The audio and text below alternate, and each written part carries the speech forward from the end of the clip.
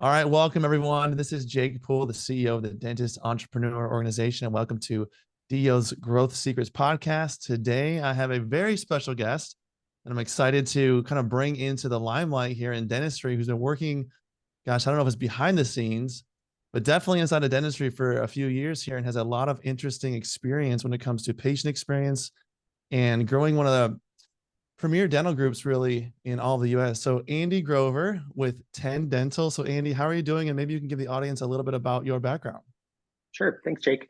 I'm Andy Grover. I'm one of the three co-founders of Tend, a sort of urban DSO based between New York and Nashville.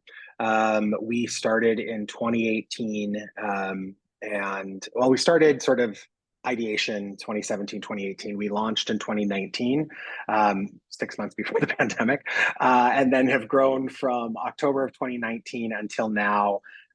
We have 25 or 6 locations open across 6 different markets, and I think there will be up over 30, 35 by end of year, early next year. So yeah, that's sort of what we're up to.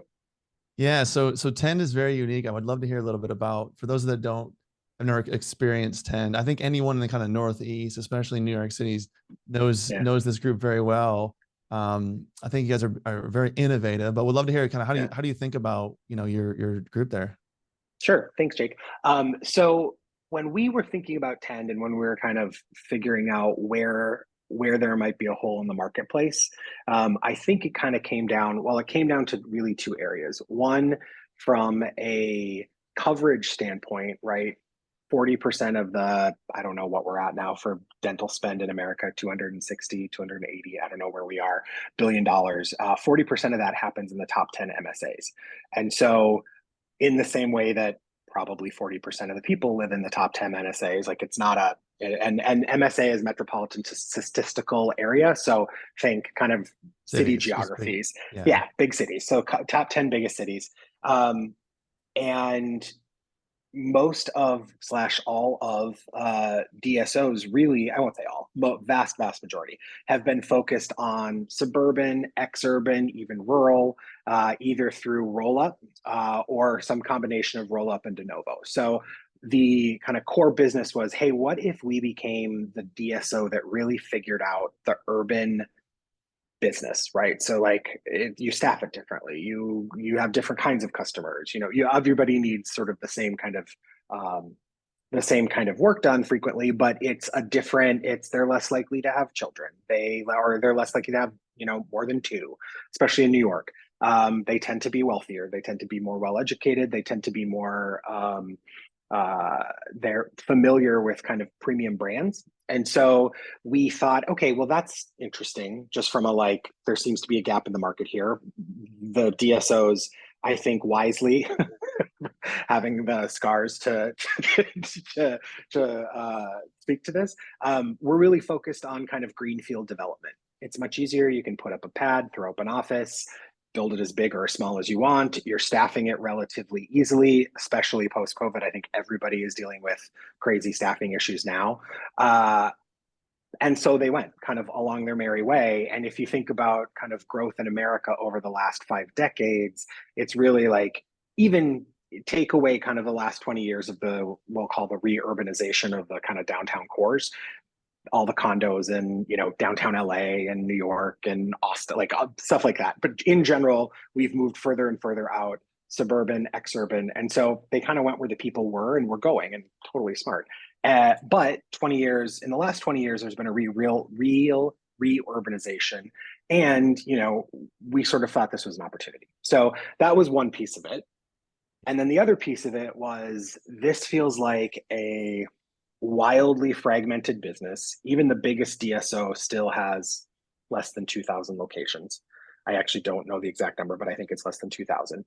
And I think there are 85,000 dental locations, something like that in America. So like you take the top 4 altogether and they have 5% of the pie. Like it's very much mom and pop still, right? Even Yeah. with DSOs growing and regional, but it's still very mom and pop. So we said this is a really fractured industry that's interesting. A lot of spend that's interesting. And to be candid, the patient experience sucks.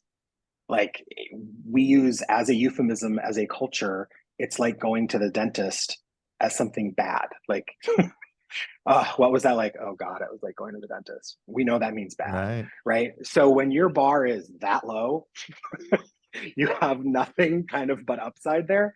And we did about a year and a half of research just on kind of dental, lots of other parts of the world there, but we did a lot of research. And one of the things that sort of this comes out of the tech industry is this concept of NPS, which is Net Promoter Score. So if any of us have gone to have a service provided for us and you get a text afterwards or an email afterward that says, tell us how we did. You'll notice all of they have to be worded very specifically, and they kind of all are worded the same. And it's basically a bank shot at customer satisfaction, which is like, how likely are you to recommend, right? And Mhm. so Google was sort of one of the big innovators around NPS 20 years ago, 25 years ago. And this has really leaked into the Silicon Valley nomenclature, consumer packaged goods, consumer services. This has really become one of the big metrics that you use. So NPS, the average dentist NPS is 1. And this is a scale of 0 to 100. You can actually go negative. Cable television is negative. So you're like, dentists are 3 points above cable. Sounds like we've got a problem here, right? And especially as you're looking at culture and just the way that patient demand, and I use patient and consumer pretty interchangeably because I think they are. And we'll talk about this in a minute, but I come out of a very specific kind of world in healthcare that was really bleeding edge around the notion of like, patients are consumers, and we can let them they should be able to keep their consumer expectations in the dental chair or in the patient chair or in whatever. And so taking a consumer lens on the dental experience, putting like, I come out of sort of 2 or 3 different areas: retail, hospitality, and then healthcare. It has been this weird Venn diagram of my career. And if you take that lens and you look at the kind of soup to nuts experience of going to the dentist, in general, it sucks. And it's sort of unlike anything else you're doing as a modern urban consumer in 2020, then 2018, 2019, but still 2024. So those were kind of the dual opportunities. And we thought, if we win this, like if we win the patient experience and we're kind of fishing in a very target rich environment, that together, I think, can make a really strong bankable business. And so Long-winded answer. no, I mean, I think that was really important to hear. I think the people that are generally attracted to DEO and our kind of community are a little more ahead of the curve, which is ahead of the average Great. on patient experience and way to think about business. Great. But that doesn't mean they're anywhere near the expectations. And I think the people that listen to us are like, they appreciate kind of the harsh reality of like, this is where this industry is. For all the Yeah, amazing and beautiful things that we're doing, there is a lot of room to grow, especially relative to what consumers want. You know, we totally. oftentimes call dental retail healthcare. It really is a Mm-hmm. retail environment. It is disposable income that folks are Yep. trying that people are trying to capture. Yep. And not just so what consumers are wanting, and really where the rest of businesses and industry is. Because a lot of Yes. other industries are able to satisfy customer demand here, Correct. and we're just not there. So you saw that 5 or 6 years ago, Yeah. and so far I would say proving to play out for the places that you guys are playing. Yeah. A lot of success with this hypothesis. Yeah. Yeah. And you get a little lucky, you're a little smart, you get a little lucky, like I'm sure parts of that, and then you get COVID, which is very unlucky. But in general, I think it really, really resonated with our audience. And if you think about New York very specifically, it's a little bit, and these big cities are also more transient, right? So you have sort of undentaled potential patients out there, and you move all around New York City. And one of the things, if you've lived here or Chicago or other big cities, you move, it's a joke where like you move 8 blocks and your whole world changes. You have a different dry cleaner, you have a different barber, you have a different groceries, like your whole world changes. So if you're moving around the city, you're going to want a different dentist. And we thought, well, but if we're everywhere, you get to capture them, right? So they Yeah. can move from Williamsburg and then they're going to have kids and then they're going to be in the Upper West Side. Great. We got you in both places. Yeah. You work down on Wall Street. We got you. So that was part of the thought process as well. But yeah, it's really resonated. I think that we're certainly not the first, obviously, dental company, but particularly DSO to think about, call it brand writ large, the Brand and idea patient of brand. experience. Yeah. But we really, I think, blew past what other people were doing. And we really thought about it in terms of not just like brand for brand's sake, but driving performance marketing, right? So if you are having a social, if you have a social strategy and you have an influencer strategy and you have a TikTok strategy, and. Now I completely understand that like mom and pop dentists are not going to have a social team, but I do think that there are things that you can do much lighter weight. We Yeah. designed the offices. We get a lot of kudos, and this is my world, so my baby, and I'm obviously proud of it. But we really thought of the whole experience as an ecosystem, and a big part of that ecosystem that both enables and reinforces the brand is the office. We call them studios. We call them Yeah. studios very specifically because it takes some of the medical out of it. And we Well, let me, designed it to be uh, like put on Facebook. Like we yeah. wanted you to, or Instagram. We were sort of post Instagram and TikTok.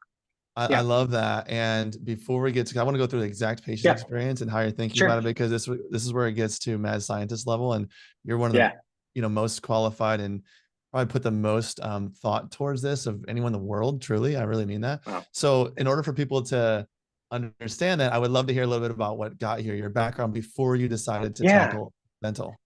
Yeah. I will caveat the first part of that as I am part of a team and it was absolutely a team effort. And so I brought a lot to the table, but there is in no stretch of the imagination, there were a lot of other really talented people at the table.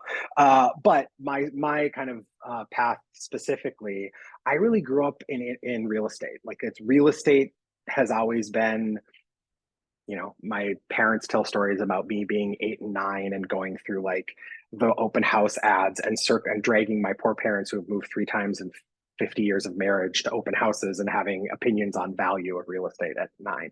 So like very early on, real estate was a thing that I liked. Also, all of my jobs in high school were retail. And so I sort of have this natural retail brain. You do your 20s, blah, blah, blah. Basically, my entire career has been in retail, or excuse me, in real estate. I went to grad school at NYU. Did they have basically an MBA in real estate? You just get to nerd out about real estate for 2 years. It was a dream come true.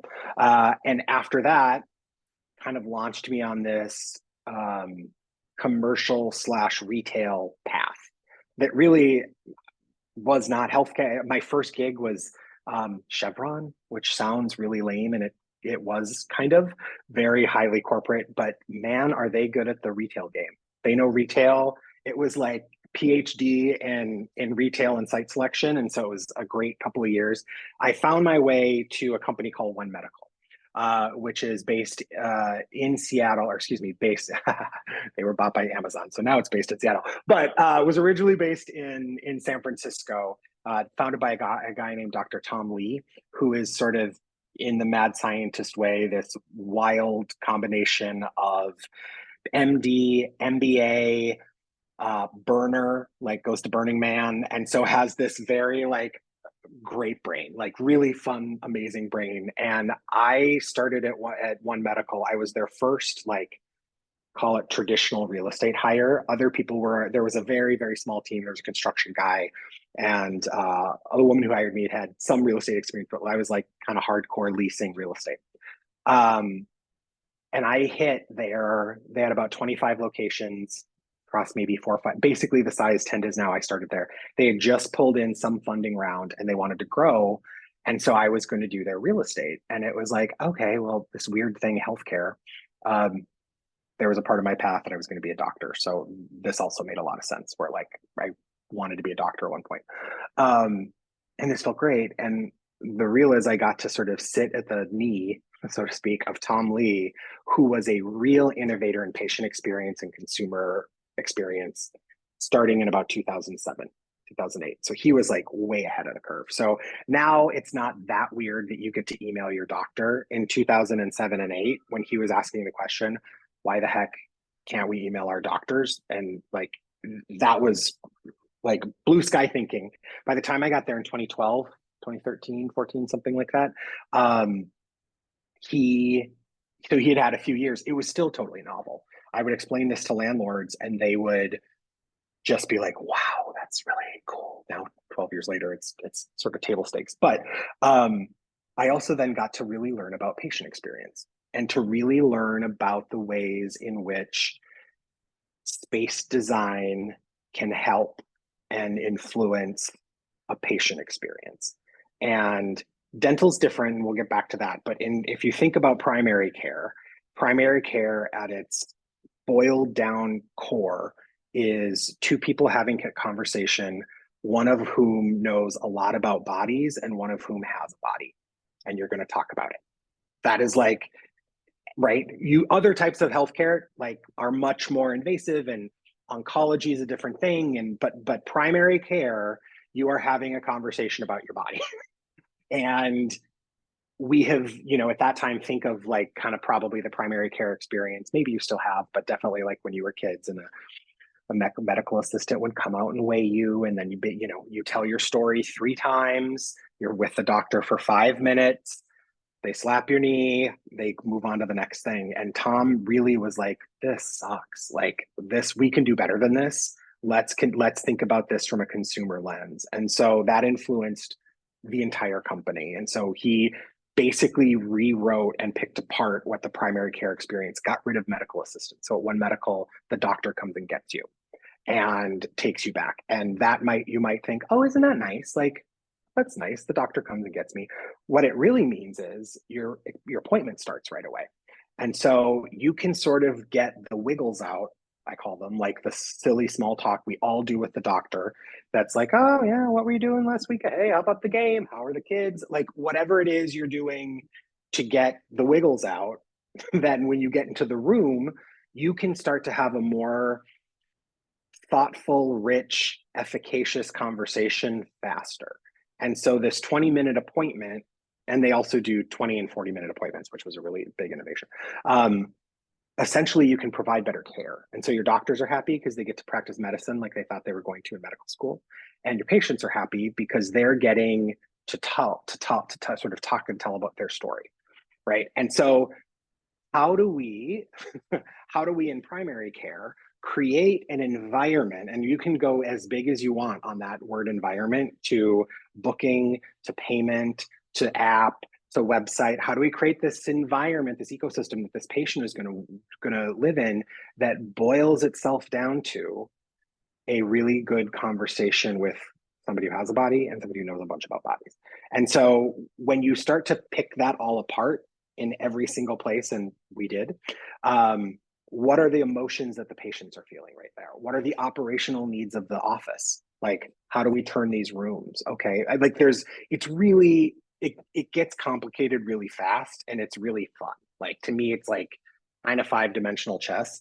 And hotels have been doing this for years, right? Like, we've all gone to hopefully we've all been able to go to like a great hotel where they are anticipating needs and you feel cared for. And yeah, it's expensive, but you feel like it's worth every single penny.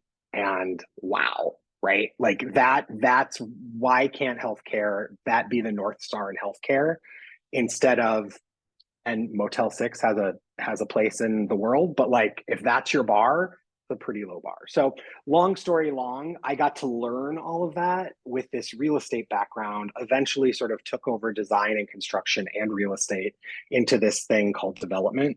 And that really was a big step function change in my career. So if grad school was grad school, that was my PhD. And I was, kind of after 4 or 5 years at One Medical, in a like not braggadocious way. One of my mom's words, she loves the word braggadocious. Braggadocious way. there just weren't that many people that had done what I had done and scaled. And so I had taken One Medical at that point from 25 to about 100, both de novo and corporate on-sites. And so had truly scaled. I knew they were going to IPO in a year. And so, which they ended up doing successfully. They ultimately were acquired by Amazon. So sort of two successful exits for them. And I really think a lot of the reason One Medical has been able to do what One Medical does is this patient experience that is still very sacrosanct at the company. Now I think they have 200 or 300 locations. But I got to hit it like this very sweet spot Tom's last couple of years. And then I also got to learn from this guy, Amir, who had a very much more traditional healthcare background running bigger companies, which was another great learning experience. So that all was what I came to attend with. Yeah, it's this intersection of healthcare, retail, sales, really, and hospitality, all kind of intersecting into one. Yep. And so, One Medical is kind of now Amazon's Whole Foods, right? It's like their medical Whole Foods, 100%. and that's not many people even know that. So, Andy, what's kind of a just rapid fire? What are just some other of the innovations that One Medical did in patient experience that some of them might be, I mean, they probably led the way and you can see that everywhere now. Although a lot of those things still don't happen in a lot of places, right. but Enough, just kind of like there's some bullets and some other innovations. Yeah. So like their, back end, they had their own EMR, right? So they had developed their own EMR, proprietary EMR. I think that was money well spent, but like they spent a lot of money and a lot of time on it. But back end, they had that. They really thought about their clinical experience, right? So they knew exactly what their sort of pitch to clinicians would be, right? And you have these clinicians who are coming from offices where they're seeing 29 or 30 patients a day. And One Medical's promise was, we won't make you see more than you're 16. We'll cap you at 16 patients a day, 16 or 17. How do they make that the economics work there? Yeah, frankly, the doctors are paid less. So it's a quality of life. Like One Medical, I shouldn't say that. One Medical is I'm gonna get a call from their chief people officer, but they don't overcomp, right? They know they're providing a better lifestyle for a lot of these providers that want to practice medicine this way. They want a more humane way to practice medicine, and so they're able to do that. It's not non-monetary compensation, right? I mean, like lifestyle correct. is really becoming a highly sought after type of compensation. Yeah, correct. Stress. Correct. So that was one of the things. I mean, the app, they were the first, if not the first, then very near to it. The first healthcare provider, primary care doctor, that like the whole thing lived in your phone. It wasn't like kind of this nothing burger app that you like weren't able to do. It was your charts are in there. You can do your you can email text your provider or your provider's team. It all lived in the app, and that was like nobody had done that before. Like nobody had done that. And guess what? You're real sticky. You become very, very, very, very sticky. Like they did all of these little touch points to keep their patients sticky or to be sticky to their patients. And it really worked. Like I know very, very few people, 100% biased, and they know that I work there, but I have met very few people who have joined One Medical and then have decided like it wasn't worth. And that was the other thing. Pricing was also really innovative. The One Medical membership is $100-$200 a year. And if you are having Starbucks twice a week, like it's like right at that sweet spot of pricing where you're like, oh, that's $200 to like get into the doctor when I want to get into the doctor, and to be able like to get in next day and to be able to do all this stuff. That's totally worth it. And so that's another part of the economics, right? They had this revenue stream from the membership. Yeah.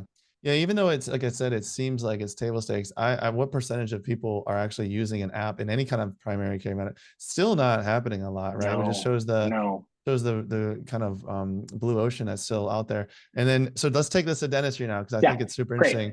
You took all of this and you helped One Medical exit onto Amazon. They're still gonna continue to thrive there. And you took all this to dental. So when it came to 10, you and the team, was a team effort.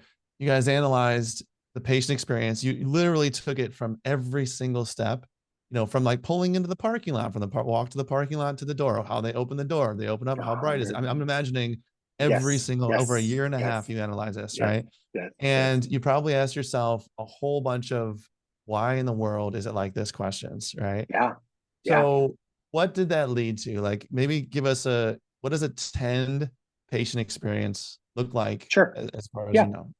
yeah, sure. So I think a couple of the things to caveat this with is, in the way that like blessed naivete, none of us really came from dental. So I came from One Medical. One of my co-founders came from the digital product world in mental health, and the other one of my co-founders came from the aligner world. And so, kind of, if One Medical had a baby dental product, like kind of there, right? But then we had other brilliant people that were coming from places like Blue Apron and HelloFresh, right? So they really got brand, and they really got like, you wouldn't think these things together would make greater than the whole, but it really ended up being that way. And so we thought about everything.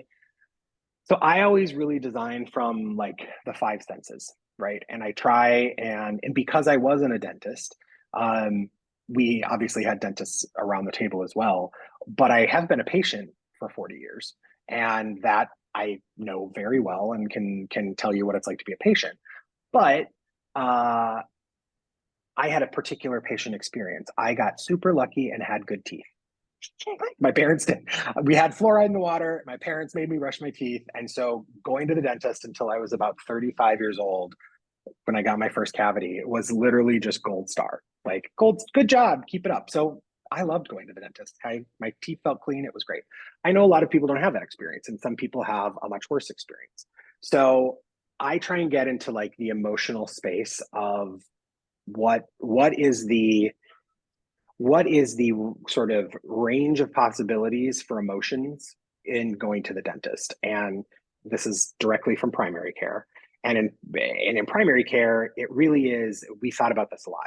You have no idea who's coming through the door, and you don't know what they're thinking. And she could be coming in for some travel shots because she has just gotten her first sort of overseas assignment for work, and it's kind of cool, and she feels kind of like badass about it, and she's got to go overseas, and like she's doing it on her lunch hour, and da da da da, and she's working the whole time, and it's not a big deal. Or he's coming through the door and he found a lump, and he hasn't been to the doctor in 3 years, and he's losing his mind inside. Both of these people are coming through the door. They look the same. They both have Starbucks or whatever coffee they're drinking. They're right. They're both the same. How do you create an environment to hold him and like meet her expectations, right? So how do you do that? And you are kind of left with the five senses, right? How do you design around those people? Now, gratefully, I found quickly in dental that sort of range is a little bit smaller, right? And maybe not quite so dire on the bad side, right? You either go from like, I love going to the dentist, a small minority. I don't mind going to the dentist. Going to the dentist is something I have to do twice a year. It's not a big deal. And then there's people that are really afraid. And we really thought a lot about them. And we thought a lot about shame, because I think shame comes into why people aren't going to the dentist, right? So we really thought about the emotional experience here. So not that we didn't care about like the people that liked going to the dentist, but we knew we could meet their expectations. Like, make a cool experience. They're going to like love going to the dentist even more. These people, how do we think about these people, and how do we get them through the door, and how do we get them calm and comfortable, right? Because in the same way, you want to have this experience, somebody that knows a lot about mouths and somebody that has a mouth. Now, granted, you can't talk quite so much, just, but sort of same dynamic, except some really interesting changes here. But so how do you think about this person over here on the scared section, and like what is making up that fear, right?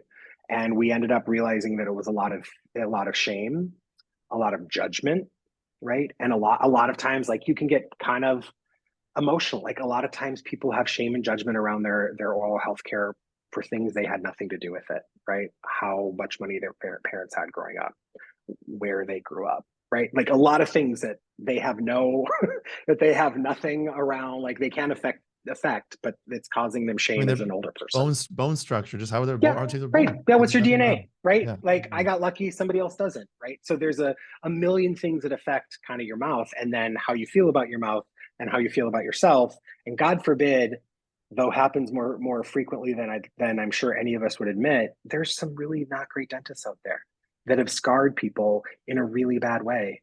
And so how do we think about that? How do we create a calming, soothing environment for those people? How do we hold their hand? So we kind of came up with different archetypes and how to address them, right? And so there's a ton of scripting around how to deal with somebody who's really, really scared. And we were never going to be the people who didn't give it. If nitrous was the thing that was really going to do it, okay. Like I'm okay. I'm probably last ditch effort there, but like if we need to get to that and we get there, that's okay. Like and we ended up being really powerful. And so there's part of this like patient experience for patient experience's sake. But the thing that was really interesting to my like business mind in dental versus primary care is this weird triangulated relationship. I think I just did a square of patient provider insurance, which you technically have in dental, but not in the same way. So in primary care, the patient's going to say yes to most anything because they're not paying for it, or they're not paying for the full freight of it.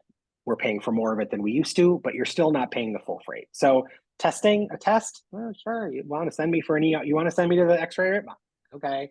Like you say yes, right? In dental, we have this, I very quickly starting kind of digging into dental, I was like, oh, there's a buy moment. There's a buy moment, and you can call it whatever you want to call it, but there's a buy moment. They have to agree to spend their money on the thing that you are offering, right? It's no different than Apple. It's no different than anything else. And the way dental insurance works, it's basically prepaid care. We all have 90 whatever, we all have the same dental plan, right? You get you get two cleanings a year, and then you get 300. If you're a teacher or you work at Goldman Sachs, you get 300 or 3,000 or $10,000 a year towards anything above that. And so for the vast majority of the population, maybe you're going to get that first filling free, quote unquote free, but probably not. Anything beyond that, you're paying for. So this is a buy moment. And how do you not only address this patient experience for patient experience sake, but how do you get them to trust what you're saying in this, what will be transaction, which kind of muddies the water. But if you're not gross about it, it doesn't, right? Because if you're providing care at the top of your licensure, if you're doing the right thing, if you're not overselling, if you're kind of hitting them where they need to be to take care of their teeth, there's plenty of money in dentistry doing it just straight, right? Like there's plenty of money in dentistry. But how do you get them to believe you? Because everybody on that spectrum, many people, have had the experience of going to a new dentist. Nothing's changed with your oral healthcare routine, but you have 6 new cavities. We've all had this experience. And you go, what? The last guy, I was going to him for 10 years and there were never any, right? And now you think we've all had that experience. So dentistry writ large, unfortunately, has to deal with that. So now you have people who naturally don't trust you, right? So how do you build trust? Not only how do you take down shame, how do you take down fear, how do you build trust so that when they do have a cavity, when you do want to have a conversation about smile improvement, when you whatever it is, they trust you. And so we built the experience around the case acceptance, right? Is the real. And we thought about it obviously from a business standpoint, but taking your business hat off, if these people have to say yes and pay for the thing and they need it, you want them to say yes because they need it, not because you're gonna, pay off your student loans faster. You want them to say they need it because they need it. And so how do we get them there? And so then we started thinking about all these other kinds of emotions that are happening. So you're starting from a place of maybe not total trust. Okay, well, in the dental experience, then you ask these people to come sit in these weird reclining chairs in that is your literally as a human, your most vulnerable stance. You are soft tummy up, you can't really move, like you are it is like vulnerable. And we are so used to it, we sort of don't feel that way, but like, well, that's not true. If you really sort of dig in, you're like, oh, this is okay. So I'm just going to trust. Okay, great. So how do you talk them through it? How during a case acceptance or a case presentation conversation, do you have them sit up and basically get their feet underneath them so that they can feel secure in that conversation? We thought about all this stuff.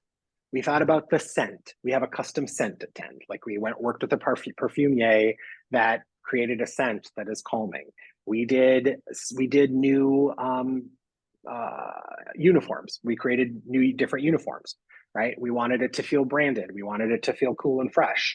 We thought about lighting. We had a lighting consultant. So very early on, we had like wild ambitions where we had this idea of through your appointment, it would sort of mimic like a sunrise and sunset, like with the lighting, because lighting can really affect your feeling. That turned out to be like a little more complicated operation than ultimately we thought it was going to be. But you sit in dental office and you hear like you hear not nice sounds. Dentists are used to it. Hygienists are used to it. Most people aren't. So we gave them Beats headphones so they can't hear anything. And it's not, I wouldn't say like wildly innovative to put a TV on the ceiling, but like we're like, yeah, let them watch Love It or List It. Great. People love HGTV or Blue Planet or whatever they want to watch, right? They let them do that. And so we have a lot of tech in the rooms, but we also visually, when you came in, we didn't want you to see anything medical. We didn't want you to see anything dental. Dentists have a really hard time with this because you've spent a lot of time and a lot of money on a thing that you think everybody else cares about as much as you do, and they don't. And so what they care about is a great experience, and seeing dental crap like is not a nice experience. So we actually worked with a really great design team up in Massachusetts that helped us think about this. But essentially, like you walk in and your eye basically does like a up, down, over, like everybody's eye does the same thing. And if they're scanning the room and you can't see x-ray machines and you can't see drills, all you're seeing is a big, beautiful 55-inch television. Great. So what do people like more than anything? Their names. They like to be told their names. So that big, beautiful 55-inch television says, hello, Jake, this suite has been prepped just for you. Great start. That's a great start, Very right? different. Like all of that kind of stuff. Like, Yeah. okay, great. Now there's obviously technology that's backing some of this up, and some of this is easier to do than others. But like those are like a handful of examples. No, I'd love to go even into a few more because I mean, so you Yeah, actually thought about the eye movement as somebody walks in. First of all, it's called studio. So you're not calling it correct. an operatory or in Yep. something Nope. like all of these things. You're just like just scream white coat, you know, doctor who's gonna poke instruments into my body. All that stuff Hmm. does, right? Hmm. And so you're kind of making it more of a like a hotel experience. But truly, I mean, I think some dentists and some of us out there, or some of those folks out there, kind of thinking about this, kind of get into this, but you're taking it to a whole nother level. So you thought about the eye, like, path as somebody walks into a room and you made Hmm. sure that that eye path was exactly what you wanted. What else? I mean, so you have the studios, and then how about how the doctors are talking to the patient? Yeah, Yeah. yeah. So we had a lot of scripting um, around how we talk to patients. One of the things we found as we moved through our life cycle was we sort of over indexed actually on some of the stuff, on some of the hospitality, where our NPS, going back to net promoter score, was showing that people weren't trusting us clinically the way we wanted them to, right? Because they were like, oh, this is all real nice, but are these real dentists? So, okay, great feedback. Number one, we have great dentists, so we're not worried about the care we're providing. How do we show them? How do we, right? So initially, like we didn't want dentists wearing white coats. Now they wear white coats. We only wear white coats because it shows that we're experts.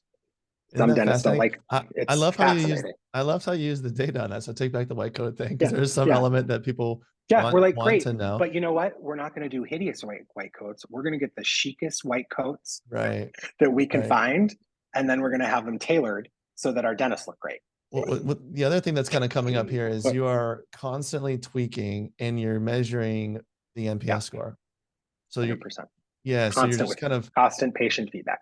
yeah, and so you're just going through the process of iteration, Yep, hypothesis, go and yep, try something, see what the yep, data shows us. So yep. cool. I think a lot of dentists will be happy to hear that the white coat is what people I'm want, sure. But because dentists hate to give up those white coats. I tell you what, well, which I it's a understand. great point. I mean, you're Yeah, balancing. You don't want like a maitre d, right? So right, you don't want to feel like you're, and also you right, don't want to feel like this person's going to poke and prod, and you want to feel right. this like kind of bedside person Yeah. understands everything. A guy that does this really well in New York is this guy named Dr. Appa, which I'm sure some of A your lot of people folks know know. Dr. Yeah. Yeah, he's very famous and our world sort of mixed in New York.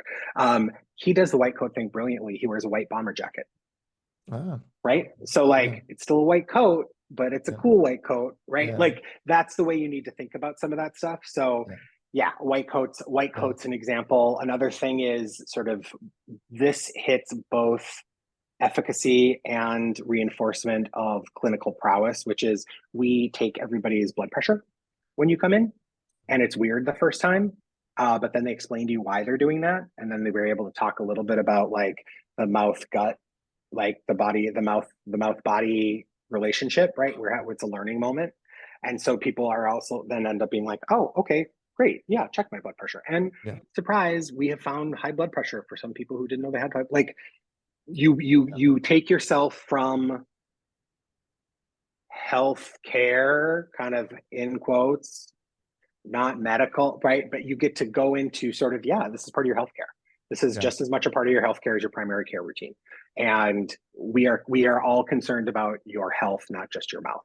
Yeah. Yeah, So stuff like that. that's a whole frontier, the Yeah. integration of medical and dental, and the fact, Yep. we've talked a lot about it inside the DEO, which the fact that, some ways dentists and dental industry is better positioned because of that hygiene check every twice a year Mm-hmm. to keep up on people than even primary care is sometimes. For sure. So okay, so the scripting, anything else that comes to mind? I mean, there's probably just so many things. Yeah, it's like so we took a this is a page right out of One Medical, but we did an app, and I fought for it early on and was like, guys, I'm telling you, I know you think it's a waste of time right now. I'm telling you, this is a great tool, right? So now you get to schedule, you get to track your smile progress, you can, and what this really means is you force people to put in their insurance verification information before they get to the office. So one of the innovations we thought about at Tend, did this at One Medical, also at Tend, is small waiting rooms, right? Large waiting rooms with magazines connote that people will be there a while, and music and fish tanks and they know you're giving them something to look at because they're going to be sitting there a while. We were like, we don't want to give ourselves the opportunity of creating a schedule that's going to back people up to the point where people are going to be sitting here for 20 or 30 or 40 minutes, right? So how do we use the app? How do we use scheduling? How do we do this so that that seemingly kind of small thing, a small waiting area, actually means the whole thing is running in a way that you aren't. So when COVID happened, this was a like, good job, team. When COVID happened, we didn't really change anything, Jake. Like, I'll be real honest. Like, we certainly put people in more PPP, right? Our dentists went from dentists to looking like they were in surgery, and everything was covered in plastic. And we did the same, a lot of the same stuff other people did with air filtration, and we certainly ramped the dial up there. And people, we haven't even talked about the brushery, but we closed down this thing that we do called the brushery because spit and COVID. But that was kind of it. We didn't have to think. It really scrambled the eggs of some of our colleagues across dental of like, and healthcare sort of writ large. Oh my God, people, what are we going to do? How is checking going to work? Well, check-in already worked. Check-in was done before they Yeah. got there. Yeah. They, COVID or no COVID, they come in and give you their name and you say, okay, we'll be with you in about 2 minutes. And Yeah. then about 2 minutes later, you're back in your chair. If I'm listening right now and I'm like, oh, I want to make an app. What's just roughly, maybe I don't know what 10 went through, just in roughly, well, how much does it cost to make an app Oh like this? God, this is where I will Um, say somebody else at the table was in charge of. yeah. I'm sure that there's an off-the-shelf answer at this Yeah. point. I don't Um, know. I don't know if there I is, don't but know. yeah. If Yeah. not, somebody out there listening, that's a great Yeah. business. Go Yeah. for it. Um, yeah, that is Hundreds of one of the things. thousands, millions. I mean, Oh God, I wouldn't say you would need millions of dollars for it. hundreds of thousands. Yeah, yeah. I think, I mean, just, yeah. Is that your Not sense? not the chief technology officer, very clearly. Yeah. But I Yeah. know It's a that. lot. Yeah. Yeah, and I think, if there was an off-the-shelf answer to that, I bet there is. I'd have to look at it. But yeah, that was an innovation because of the funding that we received, because of the sort of who we were Yeah. differently from a mom and pop we were able to Yeah. do, and that was really successful. Yeah. Yeah. And so I would love to actually touch on as well, how did you implement this across many locations, right? Because it's one thing to do it in one, but with your Yes. experience at One Medical, Yeah. scaling anything, any process across multiple four Uh-huh. walls is difficult. So how did you Yeah. all think about this? Yeah, man, it's not very early on, and I very, very early on, this quickly changed where we had actual operators, but early days, I was sort of the only person that had done like true four wall multi-unit operating like this. Other people had run really other complex businesses, but like this. And I was like, so at scale, we basically become a training organization. Like that's what we are. We're always an ops first organization, operations first organization, and we're a training organization that just happens to do dentistry, right? We are, and I think that's still true, right? It's training, it's constant training, it's retraining, it's having great operators, right? Like I wish that there was some like secret, but it's hiring great people who are passionate about what you're doing, who want to make the changes. Um, we had great operators, we had great training, we hired really good providers, really good clinicians, we treated them well. Like it was kind of it's like grinding. Super, super Multi-unit. nuts.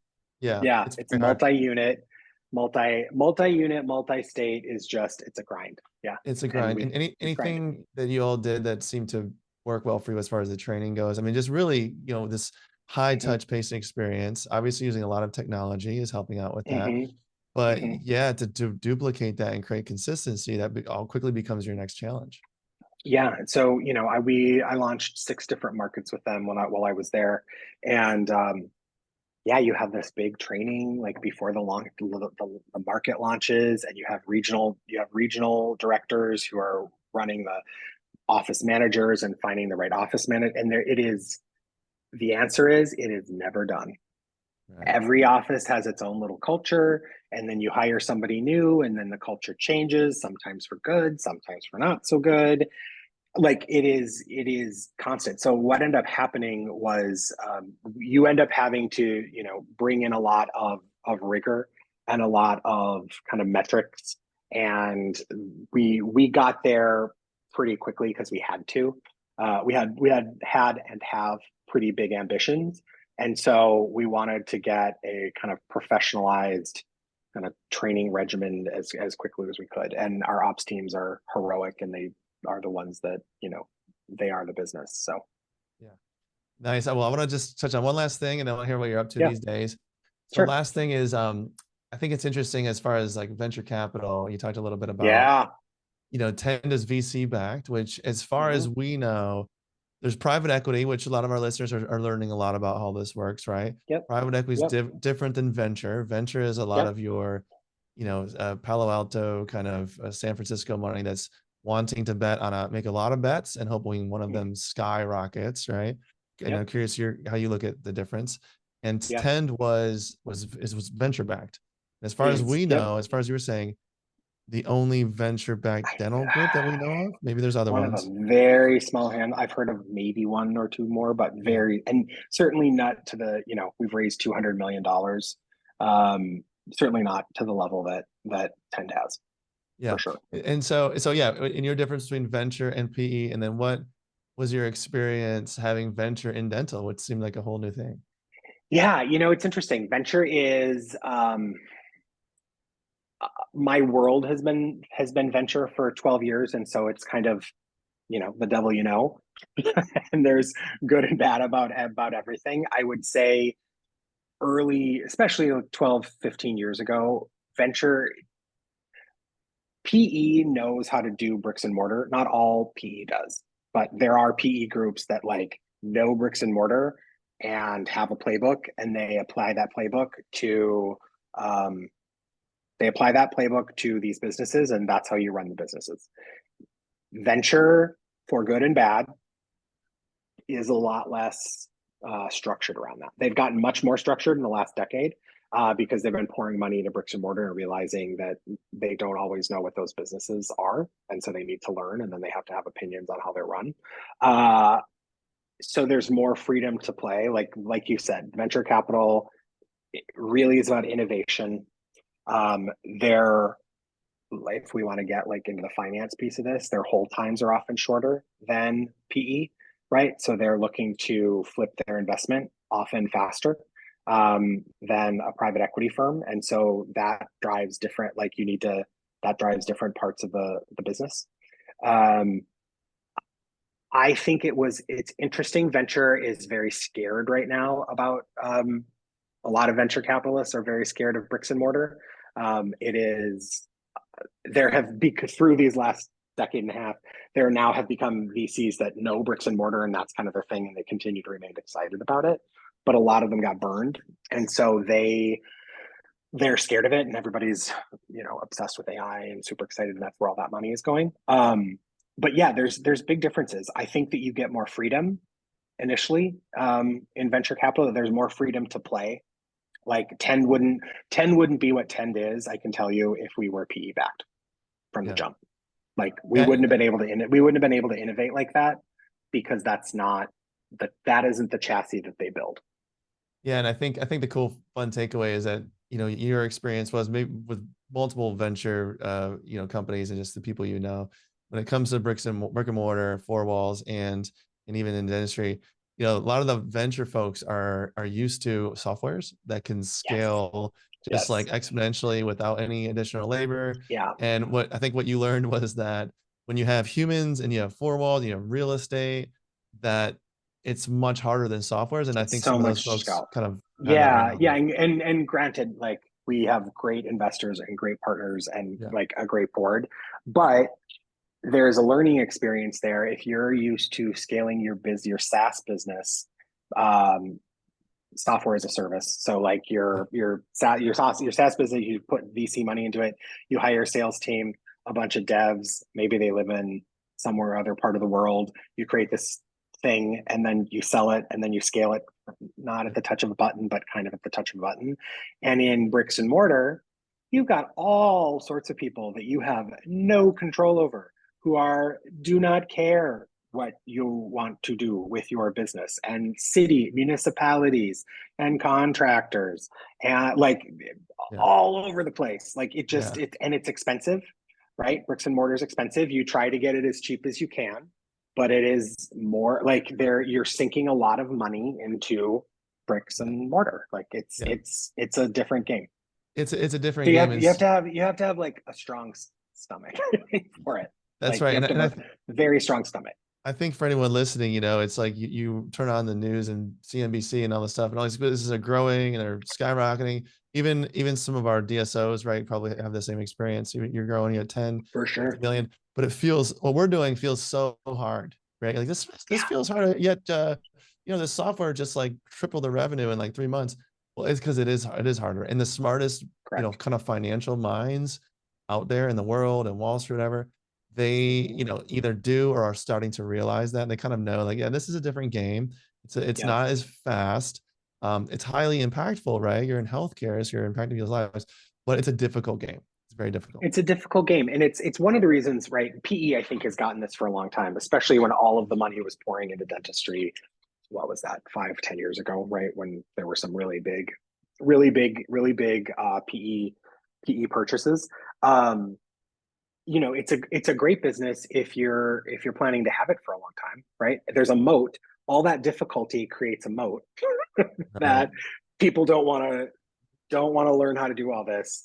Fine, you can, like, you get your own kingdom. So it creates a moat, and it creates a kind of an annuity like return structure where it's like you get these steady eddy returns that are going right, and you're never going to increase 600% in a year, like, but unless something really crazy is happening. But you're going to do a great business, right? And most successful businesses are small and medium sized businesses. Yeah. And so what are you up to these days, Andy? So you kind of helped launch Tend, And and yep. then now you've moved into some other things. Yeah, so I've got this sort of really fun, pretty robust advising company, which is great, and having a blast doing that. I rolled off of Tend full time toward the end of last year. Still an advisor there, still involved. Love everybody there, but advising people kind of across the spectrum. They with One Medical and Tend kind of in my on my resume, right? I'm working with a really fun veterinary concept out of Boston that's launching in Cambridge. Working with a tattoo company that wants to sort of make the tattoo process much more much more customer friendly. Working with a fitness company out of Toronto, kind of all over the place. So I've really broadened beyond healthcare. Healthcare is definitely my first love. But yeah, I'm having fun advising people, talking to PE firms and VC firms, and yeah, it's a good time. It's been really fun. it seems to me any kind of experience, healthcare or retail, where there's a human going into a place and you're asking yourself, why is it done this way? Like, are we sure this is the Yeah, best way to do it? is That seems to this? be where you live. Is That's where I live. That's Yeah, exactly where I live. That's cool. exactly where I live. Yeah. And so for anyone, one of the reasons I just think what you're doing is amazing. I think it makes the world a better place, right? If we can create better consumer experiences, no matter what the Yep. industry is, I think that's always a positive. Yep. How can people reach out to you if they happen to have a Yeah. question or curious? Sure. Yeah. Hop on LinkedIn. Like that's a great spot. Andy Grover there. Andy at andygrover.com. I'm still working on sort of the corporate piece of the advising business. So we'll have a website. Sterling Advisory is what it's called. We'll have a website and email there soon. But Andy at Andy Grover is easier to remember. So hit me up on LinkedIn. Find me there. Email me. Yeah. Awesome. Well, I'm not thanks. on Twitter. I Yes, don't do yes, Twitter. I don't like, maybe. yeah, Who yeah, knows? we'll see. Like, On behalf of all the other patients, and even if you're a dentist, you're a patient somewhere. yeah, Um, thanks for pushing the envelope on all of of this. If course. we keep doing this, it's just going to lead to better and better. We're talking about like shame and feelings and how people feel. That's like big time stuff, and Yeah, it really does make everything around us better. So thank you for your work. Thanks for of coming course. on and sharing your Thanks, wisdom Jake. with everyone.